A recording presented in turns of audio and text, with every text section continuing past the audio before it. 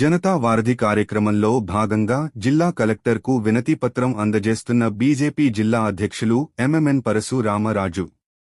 BJP రాష్ట్ర అధ్యక్షులు Shri PVN Madhav సారథ్యంలో రాష్ట్ర వ్యాప్తంగా ప్రతి సోమవారం జరుగుతున్నటువంటి జనతా వారధి ప్రజలకు ప్రభుత్వానికి వారధి కార్యక్రమంలో భాగంగా బీజేపీ విశాఖపట్నం జిల్లా అధ్యక్షులు పరశు రామరాజు మరియు బీజేపీ నాయకులతో కలిసి ఈ రోజు అనగా 13 జూలై 2026న విశాఖ జిల్లాలో గల పలు సమస్యలపై జిల్లా కలెక్టర్కి వినతిపత్రం ఇవ్వడం జరిగింది.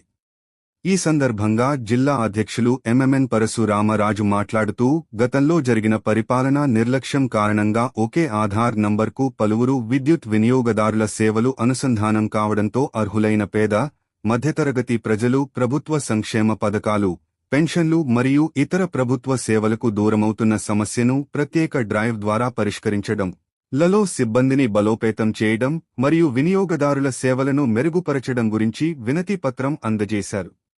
ఈ కార్యక్రమంలో జనతా వారధి కో కన్వీనర్ మూలా వెంకటరావు, బీజేపీ జిల్లా ఉపాధ్యక్షులు అత్తిలి శంకరరావు, బీజేపీ రాష్ట్ర మీడియా ప్యానలిస్ట్ కరణంరెడ్డి నరసింగరావు తదితరులు పాల్గొన్నారు.